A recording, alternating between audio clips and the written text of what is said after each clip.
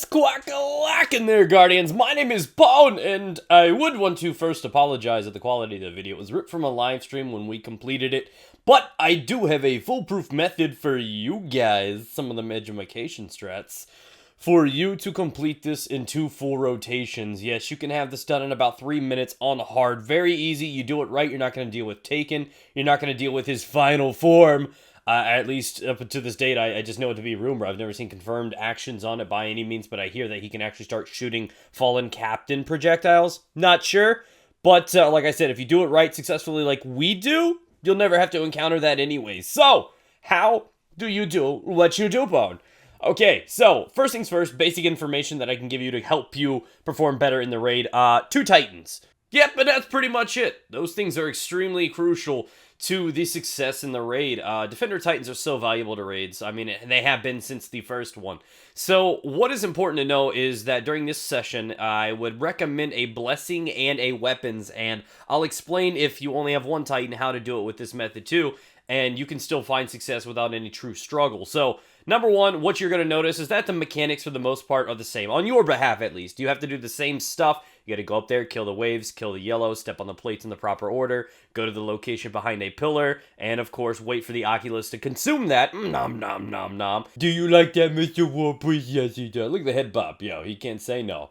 It's important that you do notice one thing. When I first started doing this, I saw that it felt like the projectiles were moving faster. I felt like he could kill you easier. It seemed like he was just more aggressive. He just woke up on the wrong side of the pillow, and you just had to tear him up, and you needed to get him flinching as soon as possible, because like I said, he is capable of dropping your team, and you don't want that to happen.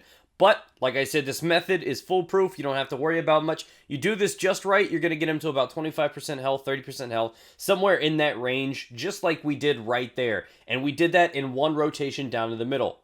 Part 2, go right back to middle. This is, of course, a judgment call. If you don't think you got him far enough down in his health bar, if you think you only got him to half, then, of course, take the opportunity to rotate to the right side just because you don't want to have any room for air. But that's your call. Again, that leaves open the room for Phase 3, the phase that I have yet to deal with.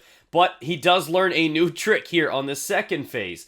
This time around, he starts shooting projectiles out defensively. The same projectiles that you would expect to see from, like, the Taken Hobgoblins. Those 3 little orbs that just hone in on a locked-in enemy. And you want to kind of avoid that. And the best way to do that is to stack both Blessing and Weapons. In the first rotation, what we did behind that little wall down there in middle, we would all drop, put a Weapons slightly behind that wall so people can just kind of do the turtle method. They poke in, they poke out. They poke in, they poke out. Continuously have weapons, have enough time during the reload to get in there and get those precision shots with the snipers, and it's a safe method. If you stack both Blessing and that, the Blessing is going to give you that additional sustain method. You're going to be able to eat and consume those shots that he shoots at you, those Hobgoblin shots, the things he learns in the second phase, and it's just going to pretty much allow you to use it and do it just as you would the normal raid. At that point, it's not going to be any different because you're just going to be eating those additional blasts and projectiles. So for the most part, you just do the second phase as you did the first one.